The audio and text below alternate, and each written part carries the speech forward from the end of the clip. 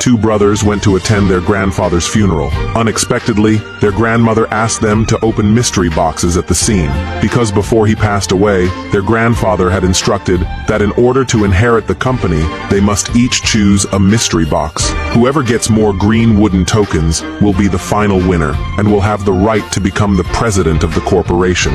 Although neither of them understood why their grandfather did this, they still wanted to become the company president, so each of them chose one of the mystery boxes. Before the game began, their grandmother said only one thing: often what determines victory or defeat lies outside the game itself.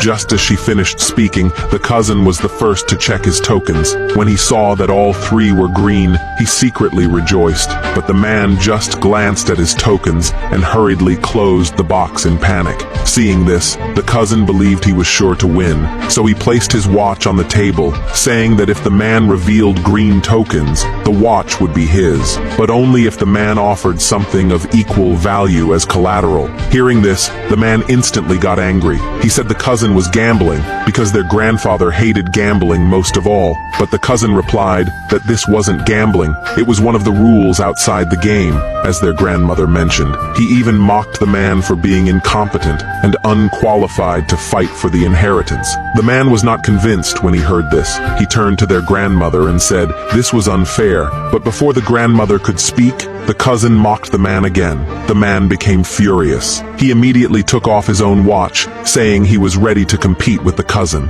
Seeing this, the grandmother added another rule. Before this incense stick burns out, the two of you must decide the winner. Otherwise, neither of you will get the inheritance. After saying that, she told them to continue the competition.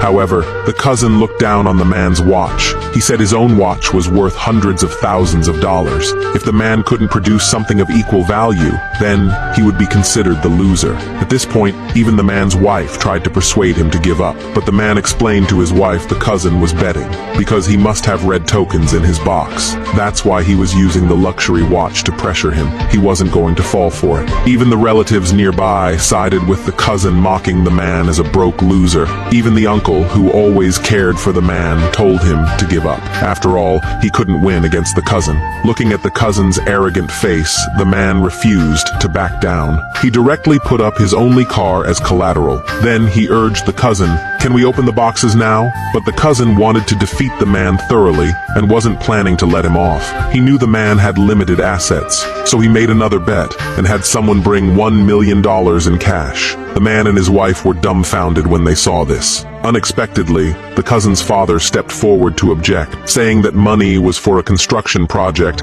and he didn't agree to let his son gamble with it. But the cousin was confident he would win and said it was just pocket change, telling his father not to worry. Then arrogantly asked the man, "Still going on?" It was only then that the man realized the cousin was setting a trap for him. He knew the man had no money and was forcing him into a corner. Seeing the man silent, the cousin told him to sign a waiver for the inheritance and kneel to apologize. Then he'd let him go. When the man refused, the cousin gave him no mercy. Even the relatives who liked to flatter the powerful told the man to kneel and apologize. Just as the man didn't know what to do, his wife directly put up the keys to their new house. The man immediately understood what his wife meant, but his mother stood up and objected. She didn't want her son to go on, but the man ignored his mother's objection and insisted on continuing. Even the grandmother couldn't stand watching anymore. If this went on, the man would lose everything.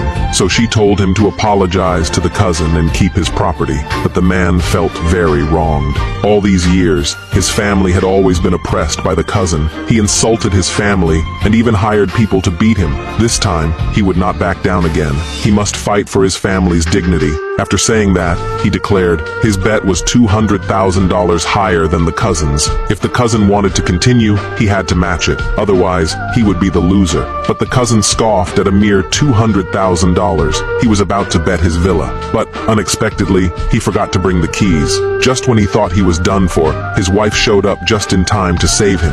But the woman was still a bit worried. If her husband lost, they would become completely broke. But the cousin confidently declared he would win. He even showed his wife the color of his wooden tokens. Seeing this, the wife bet the villa keys and added her Mercedes-Benz. At this point, the man was still short $2.6 million.